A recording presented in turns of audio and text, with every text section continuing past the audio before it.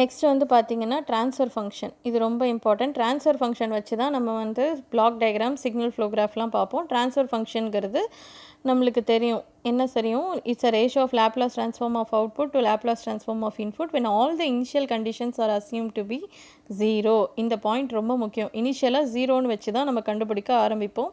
So இப்போ y of s divided by x of s. இப்போ நான் முன்னாடி நம்ம பார்த்த அதே மாதிரி ப்ராப்ளம் தான் நம்ம வந்து h of s கண்டுபிடிக்கிறதுக்கு இதை d ஸ்கொயர் பை dt ஸ்கொயருங்கிறத y of sன்னு வச்சுக்கணும்.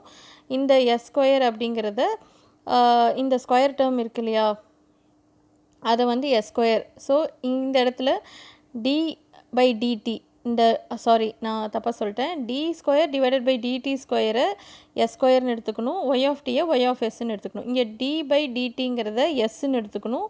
ஒய் ஆஃப் டியை ஒய் ஆஃப் எஸ்ஸாக மாற்றுறோம். டொமைன் சேஞ்ச் பண்ணிவிட்டு நம்ம ஹெச் ஆஃப் எஸ் அப்படிங்கிறது என்னென்னு எழுதுகிறோம்.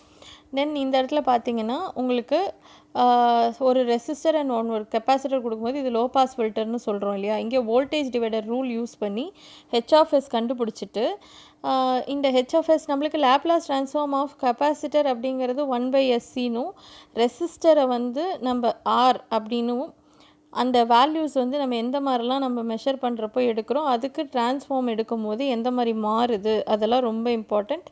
கெப்பாசிட்டர் ஒர்க்ஸ் வந்து ஷார்ட் சர்க்கியூட்டில், பட் வந்து நம்மளுக்கு என்ன ஆகும், capacitor works in open circuit அப்படின்னா low pass filter. So high pass ஃபில்டர்லேயும் லோ பாஸ் ஃபில்டர்லேயும் கெப்பாசிட்டர் எந்த மாதிரி ஓப்பன் சர்க்கியூட்டாக ஷார்ட் சர்க்கியூட்டாக இந்த மாதிரியும் கொஷின்ஸ் வரும். ஸோ அதை பார்த்துக்கோங்க. தென் வந்து நம்மளுக்கு எக்ஸி, அதாவது நம்மளோட ஃப்ரீக்வன்சி வந்து டிக்ரீஸ் ஆச்சுன்னா இம்பிடன்ஸ் இன்க்ரீஸ் ஆகும்.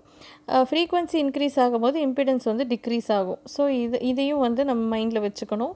தென் இப்போ ஒரு ஹை பாஸ் ஃபில்டர் அப்படின்னா என்ன ஆகும்னா லோலேருந்து அப்படியே ஹை பாஸாக மாறும். ஸோ வேவ் ஃபார்ம் வந்து இது high pass filter. Low pass ஃபில்டரில் ஹைலேருந்து லோக்கு வந்துடும். தென் கான்ஸ்டண்ட்டாக லோலேயே தான் இருக்கும்.